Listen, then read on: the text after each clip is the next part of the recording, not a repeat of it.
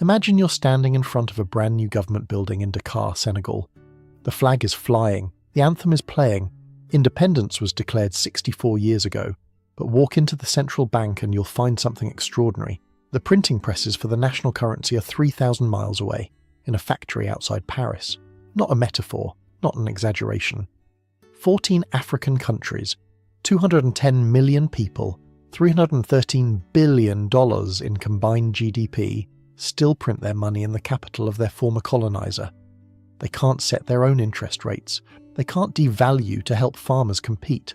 And until 5 years ago, they were required to loan half their foreign reserves to France, at below market rates, while borrowing it back at higher rates to build hospitals. This is the story of the CFA franc, the world's last colonial currency, and it's collapsing in real time. December 26, 1945.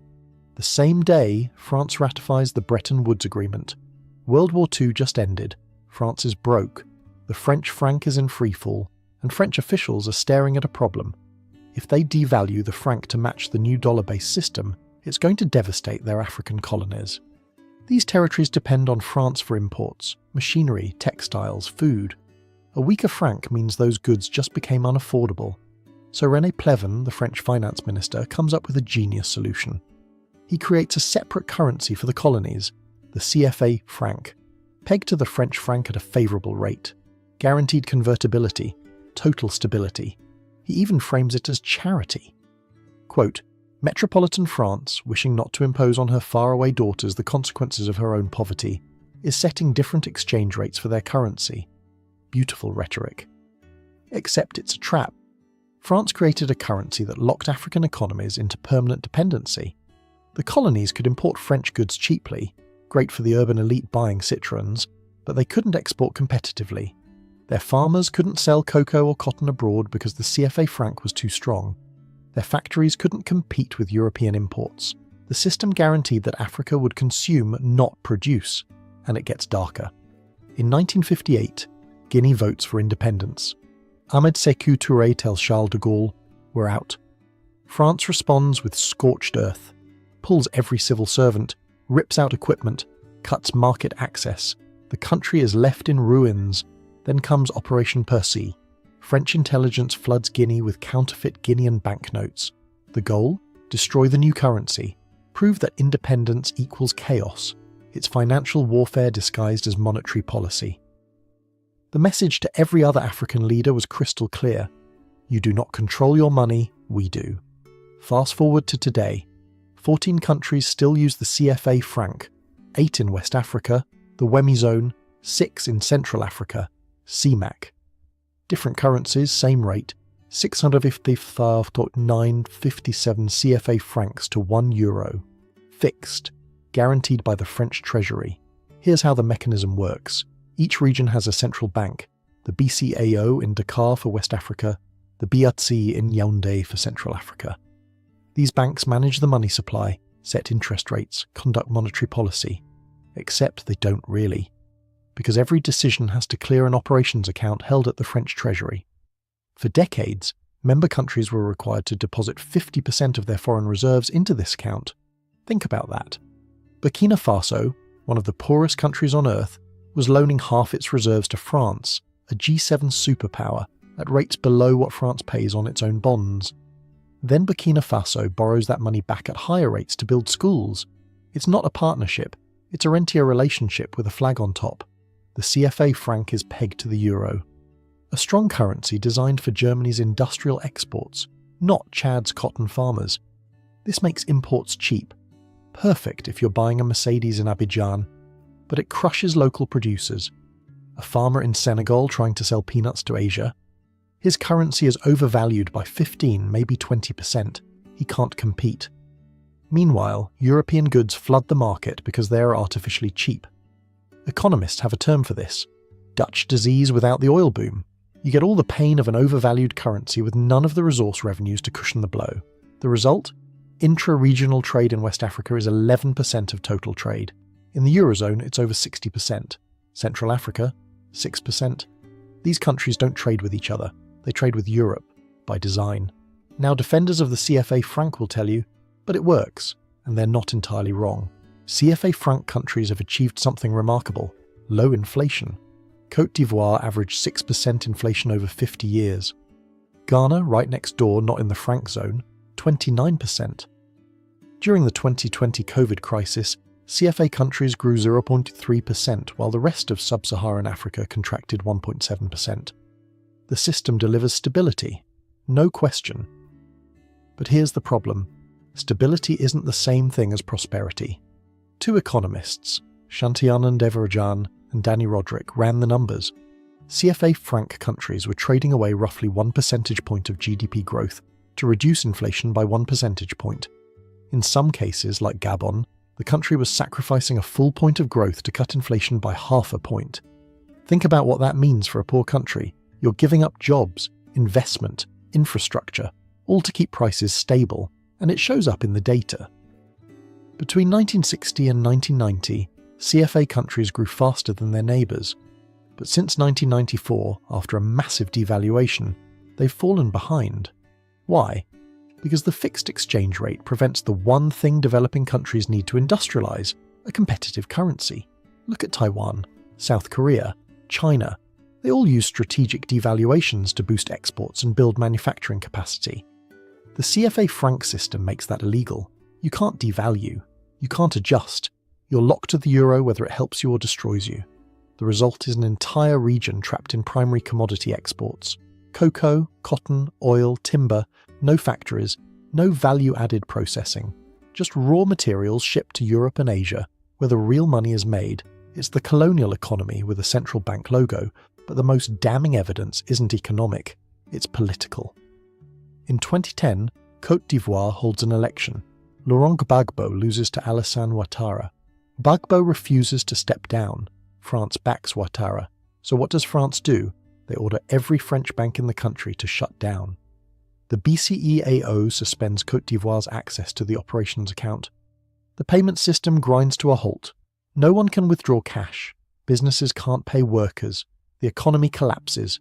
Within weeks, Gbagbo is gone. France didn't send troops. They didn't need to. They just turned off the money. That's the power of controlling someone else's currency. And this isn't ancient history. It happened 14 years ago. Now imagine you're a leader in Mali or Burkina Faso watching this. You see that France can freeze your economy with a phone call. You see that your independence is conditional, that the central bank answers to Paris, not your capital. How long do you think that's sustainable?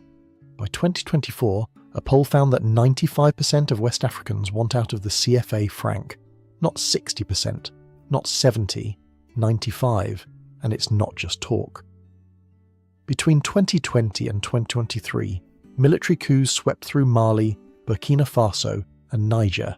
Different triggers, jihadist violence, government incompetence, but one common thread: rage at French influence, rage at the CFA franc. In January 2024, all three countries formally withdrew from ECOWAS, the regional bloc, and announced plans to create their own currency. The system is fracturing. In December 2019, Emmanuel Macron flies to Abidjan with Côte d'Ivoire's president, Alassane Ouattara. Big announcement: we're reforming the CFA franc. The West African currency will be renamed the ECO. France will withdraw from the BCAO board. And, this is the headline, member countries will no longer be required to deposit 50% of reserves with the French Treasury. Macron calls it a historic change, the end of colonialism. Except, it's not. The euro peg, still there. 655.907 francs to the euro. Locked. The French Treasury still guarantees convertibility, which means France still has implicit veto power over any policy that threatens the peg. And the reserve requirement? It only applies to West Africa. Central African countries still have to deposit reserves in Paris. Oh, and the reform was never fully ratified. As of late 2025, the French National Assembly still hasn't completed the process. A December 2024 report blamed reluctance of African heads of state. Translation: France offered symbolic changes and African leaders said, that's not enough. Meanwhile, the broader plan to merge the CFA franc with a true ECOWAS-wide currency, including Nigeria, Ghana, the Anglophone countries, has collapsed. Nigeria proposed that any common currency should float, not peg to the euro. WAMU countries said no. The whole project stalled. The target date for the ECO is now July 2027, but as of early 2026, only 6 of 15 ECOWAS countries meet the convergence criteria. Public deficits are too high, inflation is too high, reserves are too low. It's not happening. Here's what nobody talks about: the money that leaves. One of the 4 pillars of the CFA franc system is freedom of capital movement. Sounds great. Means profits, dividends, interest payments can flow freely between member countries and France. In practice, it's a license to extract. Between 1970 and 2008, Côte d'Ivoire lost an estimated $66 billion in illicit financial flows. That's 6 times the country's external debt. Cameroon, $33 billion, 13 times its debt. This isn't money stolen by corrupt politicians. Well, some of it is, but most of it is legal under the CFA system. Multinational corporations extract resources, price them at artificially low rates through transfer pricing, and repatriate profits to Europe. No taxes paid, no value retained. The banking system makes it worse. 90% of banking assets in Senegal are controlled by foreign banks. They lend to big corporations and governments. Small farmers, small manufacturers, forget it. Short maturities, high interest, collateral requirements that exclude everyone who actually produces things. So you end up with an economy designed to serve European capital, not African development. And when governments try to invest, the convergence criteria say no. Public deficit ceiling, 3% of GDP, debt ceiling, 70%. Those are lower than the European Union's own rules. Poorer countries, stricter limits. You can't build a school system on 3% deficits. You can't industrialise on those margins. It's austerity with an African flag. So what happens next? 3 scenarios. Scenario 1, managed transition. Countries like Mali, Burkina Faso, Niger actually launch their own currency. They use special drawing rights, IMF reserve assets, to build up foreign reserves and cushion the exit. It's messy. There's inflation, but they survive. And if they survive, others follow. Scenario 2, the eco-mirage. Ouimu renames the CFA franc, maintains the Europeg, and calls it reform. France keeps the convertibility guarantee. Nothing fundamentally changes, except the politics get worse. Popular anger builds, more coups, more exits. The system fragments slowly instead of collapsing all at once. Scenario 3, a continental rupture. Nigeria, frustrated with ECOWAS paralysis, backs a West African bloc without the CFA countries. You get 2 monetary zones, a French-backed Euro-pegged zone and a floating Nigeria-led zone. Trade splits, investment splits. The region divides along linguistic and monetary lines. Right now, we're somewhere between scenarios 2 and 3. What's certain is this: the era of automatic acceptance is over. African populations have mobilized. France, dégage. France, get out, is chanted in the streets of Dakar. Activists burn CFA franc notes on camera. The currency is no longer a technocratic arrangement. It's a political symbol, and France knows it. Macron's 2019 reform was damage control. The fact that it stalled tells you everything. France wanted symbolic change. Africans wanted sovereignty. Those aren't compatible. The CFA franc is 80 years old. It has survived decolonization, structural adjustment, the end of the Cold War, and the rise of China in Africa. But it might not survive the next decade. Because here's the thing: monetary sovereignty isn't an economic abstraction.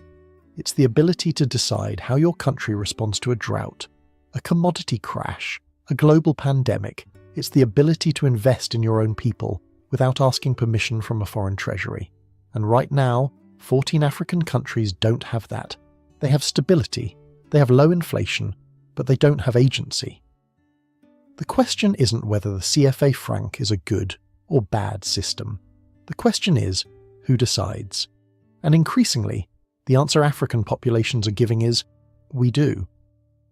If you want to understand how colonial relationships survive long after the colonies are gone, follow the money. It always leads back to the currency. If this deep dive into monetary imperialism made you reconsider what independence actually means, hit that like button like France should have hit eject on this system in 1960. Subscribe if you want more forensic autopsies of global financial architecture. and drop a comment. Team sovereignty or team stability? Because you can't always have both. Thanks for watching.